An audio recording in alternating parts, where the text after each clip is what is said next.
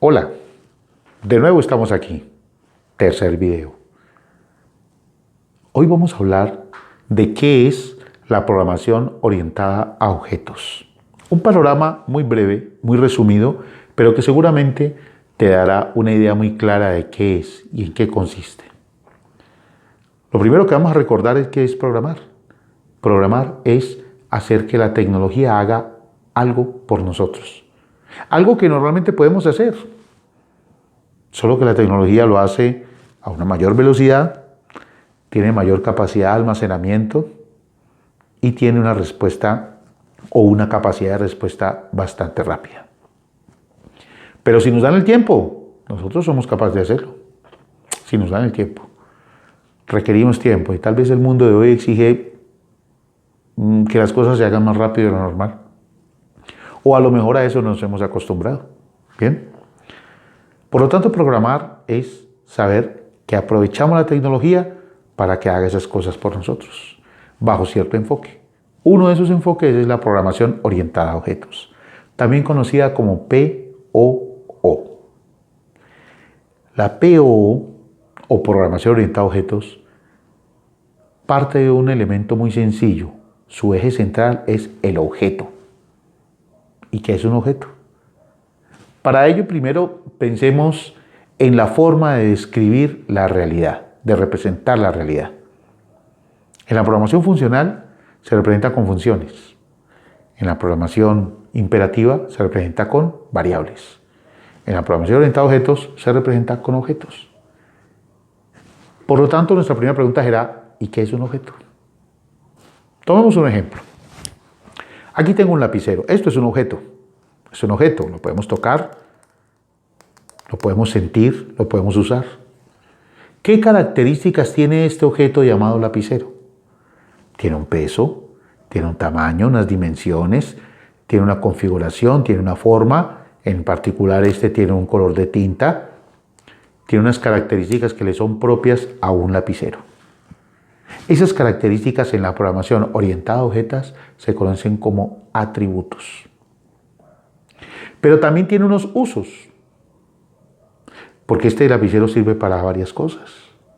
La primera, la elemental, sirve para escribir.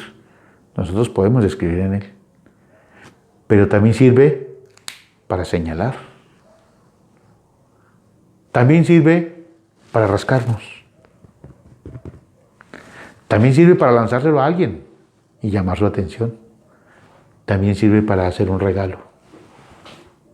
Y para muchas cosas más. Entonces, esos usos se conocen como métodos en la programación orientada a objetos. De forma que tenemos entonces que los objetos, que es todo aquello tangible o intangible que nos rodea, el ser humano ha sido capaz de describir lo intangible. Se describe la luz, pero no la podemos tocar. Podríamos nosotros arriesgarnos a describir, por ejemplo, un fantasma. ¿Cómo es un fantasma? No, yo me imagino que debe ser como una nubecita gris que se mueve. Podría describirse. Entonces, los objetos son todo aquello tangible o intangible que nos rodea. Bien. Y que está compuesto por unas características llamadas atributos y por unos usos llamados métodos. La unión entre los atributos y los métodos es lo que constituye un objeto.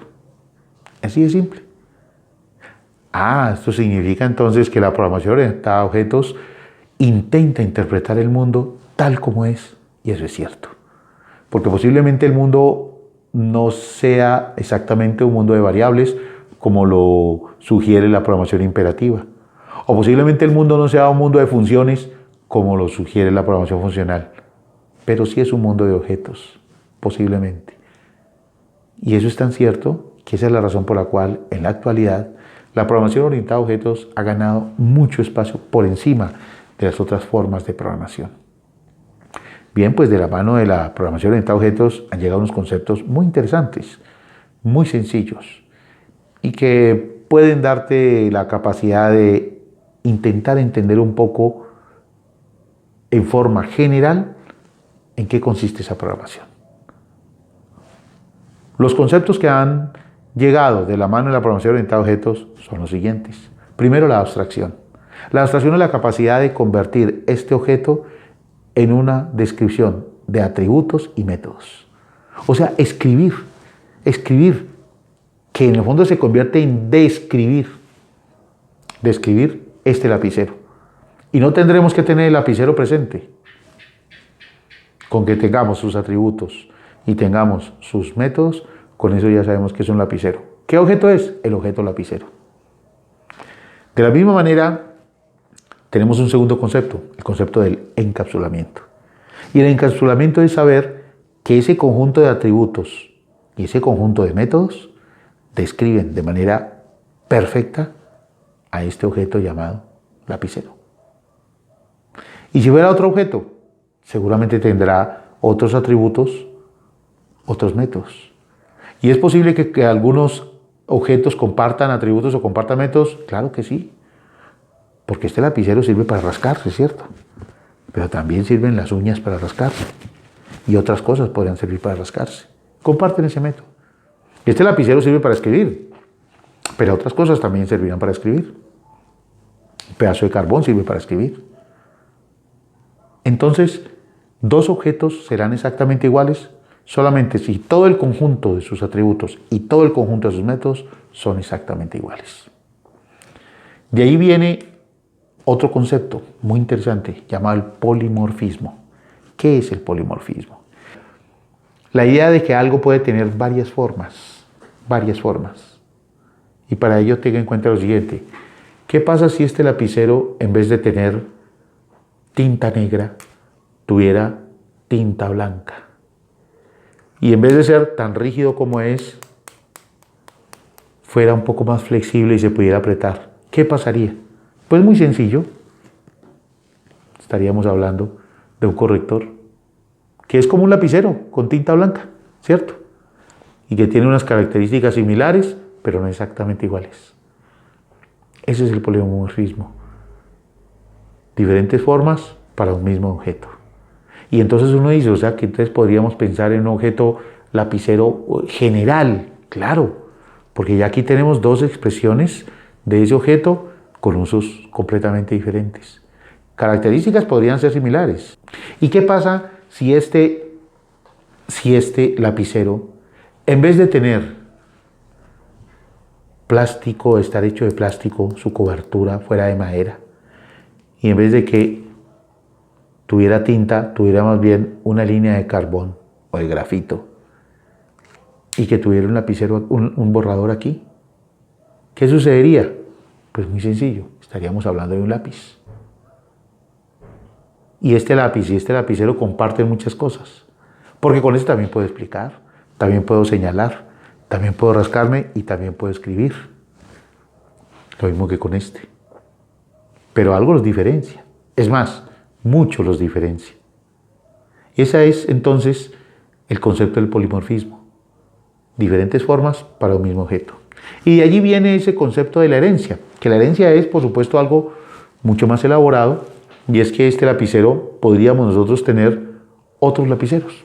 Podríamos nosotros pensar que si este lapicero, en vez de tener un cuerpo café, tuviera un cuerpo negro, que si en vez de tener este elemento, este sujetador, de esta forma lo tuviera de otra, pues estaríamos hablando de otro lapicero, ¿cierto? Que puede tener unas características similares, pero este es otro en esencia. Y entonces tenemos dos lapiceros. Posiblemente este haya copiado algo de este, pero tenga algunos cambios en sus atributos y posiblemente algunos cambios en sus métodos. Eso es la herencia. Y aquí podríamos decir entonces que este lápiz podría ser como un lapicero, al que le falta tinta y tiene grafito en vez de tinta, al que le falta plástico y tiene madera en vez de plástico, y que tiene un borrador que no tiene lapicero.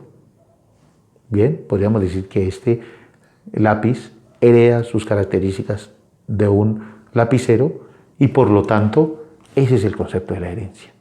La misma herencia que sucede cuando el niño tiene los ojos azules como los de su padre. Es la misma herencia, las mismas características. Bien. La modularidad es el conjunto de usos que pueden ser compartidos por diferentes objetos. Y la recolección de basura es saber que podemos describir todo lo que nosotros queramos describir con lo necesario, omitiendo lo no necesario. En esencia, la programación orientada a objetos busca describir el mundo a través de objetos. Y cada objeto lo describe a partir de sus atributos y de sus métodos. Y la interacción entre varios objetos, o sea, entre los atributos de un objeto y los atributos de otro objeto, o entre los métodos de un objeto y los métodos de otro objeto, eso es la programación orientada a objetos. Muchas gracias.